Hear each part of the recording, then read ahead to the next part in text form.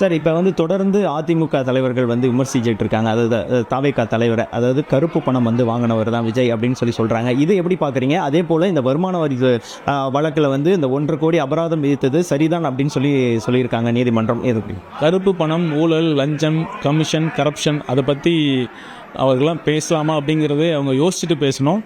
இந்த குறிப்பிட்ட இன்றைய சென்னை மாண்புமிகு உயர்நீதிமன்றம் அளித்திருக்கக்கூடிய தீர்ப்பை பற்றி நீங்கள் கேட்டால் நான் என்ன சொல்வேன், இது முற்றிலும் பார்த்தீங்கன்னா ஃபஸ்ட்டு ஒரு பெனால்ட்டி விதிக்கப்பட்ட பிறகு ஃபஸ்ட்டு அப்பீல்லே வந்து நமக்கு ஃபேவரபுளாக தான் வந்தது. கமிஷனர் அப்பீல்ஸ் நமக்கு அந்த பெனால்ட்டி விதித்தது தவறு அப்படின்னு தான் சொல்லியிருக்காங்க.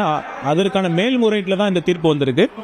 இதோட மைய எந்த புள்ளி எதுன்னா, ஒரு அபராதம் விதிக்கிறதுக்கு சட்டப்படி வருமான வரி சட்டத்தின்படி இத்தனை மாதத்திற்குள் இத்தனை ஆண்டுக்குள் அந்த அந்த ஆணை பிறப்பிக்கப்பட வேண்டும் என்ற சட்டம் இருக்கிறது.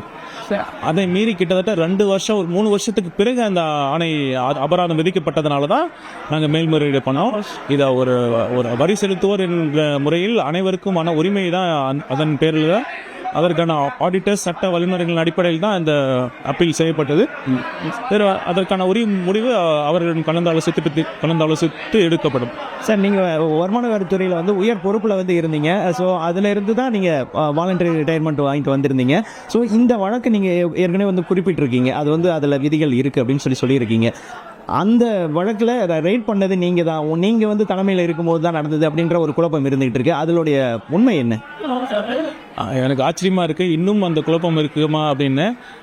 தலைவர் அவர்கிட்ட நடந்த வருமான வரி சோதனைகளுக்கும் எனக்கும் எந்த வித சம்பந்தமும் இல்லை. மீண்டும் ஒரு முறை ரொம்ப இதை உங்கள் ஊடகம் வாயிலாக நாங்கள் தெளிவுபடுத்த விரும்புகிறேன். நான் தலைவரை மீட் பண்ணது இதுக்கு முன்னாடி 2011 தலைவரை மீட் பண்ணிட்டேன். ஸோ இதற்கும் தலைவர் அவர்களுக்கான என்னோட உறவுக்கும் எந்த சம்மந்தமும் இல்லை. இந்த வழக்கிலையும் உடனடியாக மேல்முறையீடு போவாங்களா? இல்லை, இதை பார்த்துட்டு இந்த ஆர்டர் ஃபுல்லாக வரட்டும். ஆர்டர் ஃபுல்லாக பார்த்துட்டு எப்படி சட்ட வல்லுநர்கள் கலந்து ஆலோசித்து அதற்படி எடுக்கப்படும்.